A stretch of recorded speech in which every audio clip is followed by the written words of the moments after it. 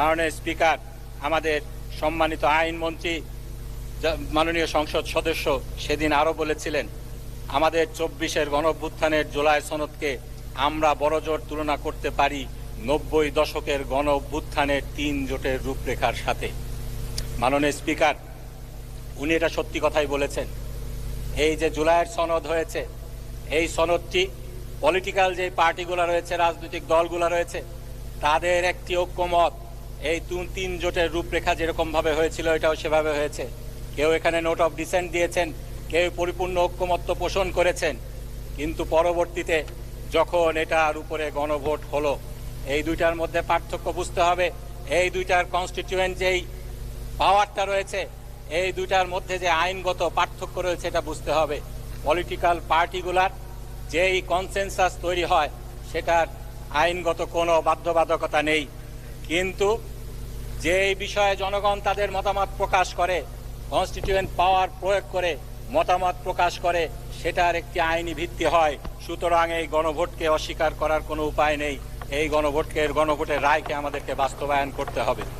মাননীয় স্পিকার, এখানে অনেক কথা বলা হয়েছে, সব কিছুর জবাব দেওয়া যাবে না। এখানে বলা হয়েছে প্রেসিডেন্ট অনেক কিছু পারেন না, তাকে পারানো হয়। মাননীয় স্পিকার, আমাদের মাননীয় স্বরাষ্ট্রমন্ত্রী এটা প্রেসিডেন্টকে জিজ্ঞেস করতে পারেন কি পারেন না সেটি আরেকটি প্রশ্ন, কিন্তু যেই প্রেসিডেন্ট ফ্যাসিবাদকে জাস্টিফাই করার জন্য ফ্যাসিবাদের মাধ্যমে নির্বাচিত হয়ে সেই ক্ষমতায় আরোহণ করেছেন, তিনি অনেক কিছুই অনেক কিছুই তিনি পারেন না, এটা স্বাভাবিক। তিনি যেটা পারতেন স্বাভাবিকভাবে সেটা তিনি করেছেন। দেশনেত্রী বেগম খালেদা জিয়াকে তিনি যখন দুদকে ছিলেন সেদিন তিনি জিয়া অরফানেজ মামলায় দোষী সাব্যস্ত করেছিলেন, কিন্তু তাকে জনগণ বিপ্লবের পরে অনেক কিছু পাড়িয়েছে যার সরাসরি সুবিধাভোগী আজকের আমাদের সরকার দলীয় সংসদ সদস্যগণ। সেদিন তাকে কি জিনিস পাড়িয়েছিল আমি আপনাকে একটু বলতে চাই। 6/8/2024 যেদিন সংসদকে ভেঙে দেওয়া হয়েছিল, রাষ্ট্রপতি ভেঙে দিয়েছিলেন, রাষ্ট্রপতি যার সরাসরি সুবিধাভোগী আজকের আমাদের সরকার দলীয় সংসদ সদস্যগণ। সেদিন তাকে কি জিনিস পাড়িয়েছিল আমি আপনাকে একটু বলতে চাই।